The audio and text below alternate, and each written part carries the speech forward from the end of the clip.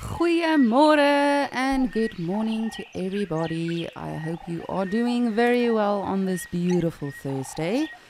And of course, how beautiful is it in Okokoyo in Namibia? Welcome to Escape to Nature and thank you so much for joining us today. My name is Lisa. I will be your waterhole naturalist for the day. And I'm excited to hear from all of you today. Remember, this is a live and interactive safari, so please do send through your questions, your comments, even your suggestions. We love to hear from you. And we are really looking forward to have a beautiful day. I'm very excited to keep an eye on the Djuma Dam Camp today as well, hopefully, if the weather permits. But I'm sure all of you know we've had a lot of rain in Djuma. Nothing again yet in Okokoyo, but that is fine. We'll get there. Mother Nature will provide as she feels the need to. Perhaps it's because of Rusty. Brought some luck for us.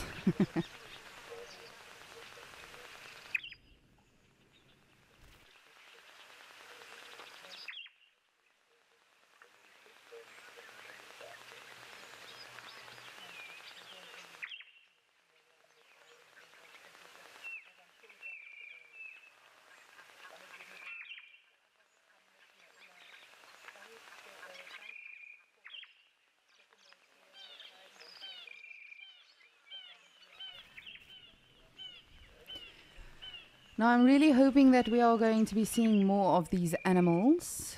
Generally, when we do see them here in Okokoyo, it's in herds. We do see the odd individual every now and again.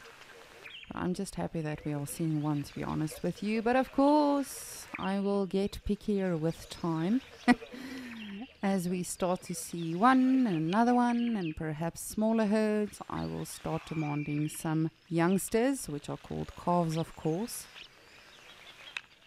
But I really have missed this scene. I promise you, it has literally been months for myself since I've seen an oryx. And it really was something that we used to see every single day. It's a very common occurrence. Of course, you know, this is the national animal of Namibia. But for myself personally, I never realized how much we took it for granted when we did see them. So hopefully they will come back in full swing again. Come show us their little ones as well. And of course enjoy all of the green grass that we see all around.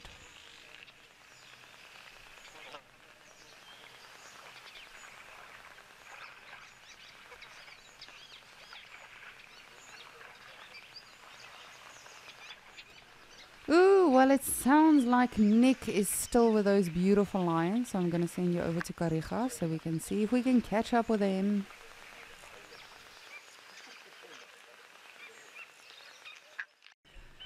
Now, I'm really hoping that we are going to be seeing more of these animals. Generally, when we do see them here in Okokoyo, it's in herds. We do see the odd individual every now and again. But I'm just happy that we are seeing one, to be honest with you. But of course, I will get pickier with time. As we start to see one and another one and perhaps smaller herds, I will start demanding some youngsters, which are called calves, of course. But I really have missed this scene. I promise you, it has literally been months for myself since I've seen an oryx. And it really was something that we used to see every single day. It's a very common occurrence. Of course, you know, this is the national animal of Namibia. But for myself personally, I never realized how much we took it for granted when we did see them. So hopefully they will come back in full swing again. Come show us their little ones as well. And of course enjoy all of the green grass that we see all around.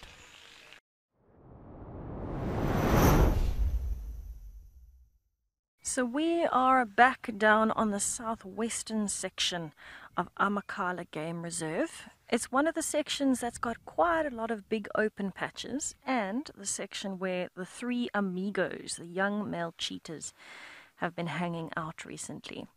Now, we heard a little rumor via the radio grapevine that they managed to make a kill.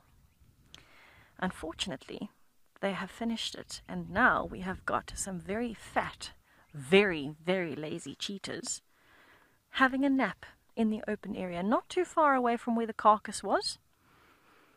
And it looks like they are so much happier and less active than they have been in the last few days. And you can imagine why. They've been looking for food, and finally they managed to come right.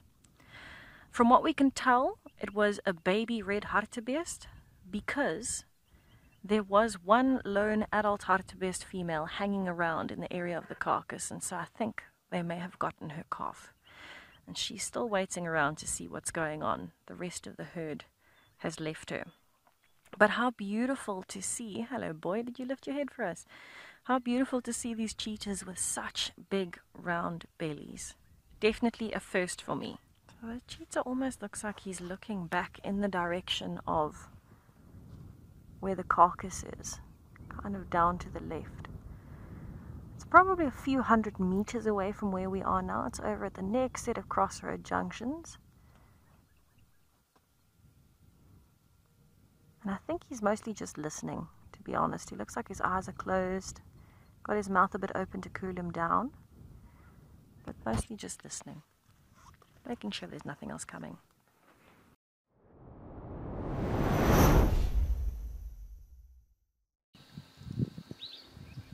Yeah, so we've managed to get our lions. They have walked slightly up the hill. They walked faster than I thought. They are on a little bit of a mission. This is absolutely incredible. The scenery behind them. They're coming right to the top of a ridge line here.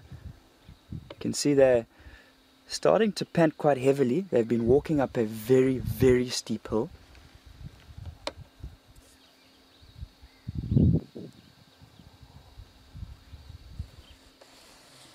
They are not even more than half a meter away from the back of the car. They are right next to the car. I literally can't zoom out anymore.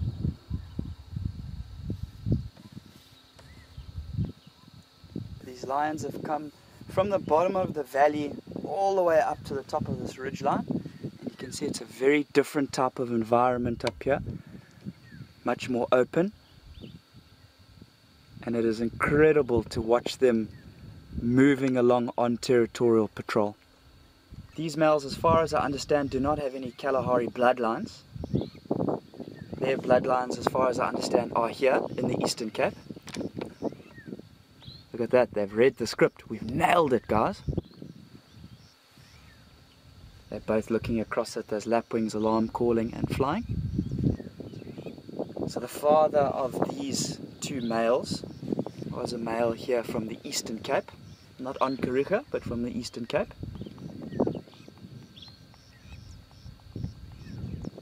There are some other birds here, flappet larks, which when they fly, they flap their wings, they hit their wings, that they are hearing. And that's what they keep turning across to have a look at. And it's amazing how they do it in synchrony with each other. They look across at the same time. Wow, look at those teeth. This is absolutely incredible. Yeah, he's starting to groom himself a little bit there, possibly cleaning himself up after that rain. And I'm sure we'll start to see this male settle down soon enough as well. His brother is still completely flat on the ground. And like I said, I don't see these males going anywhere too far. But stick around with us as we start to head into our sunset safari. It's been an incredible escape to nature from all of our various locations.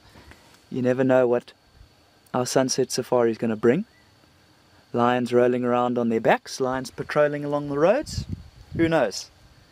Dry conditions, wet conditions, we'll have to wait and see. But I hope everybody has enjoyed our escape to nature and that you have learnt a little something along the way. And we'll see you in a little bit.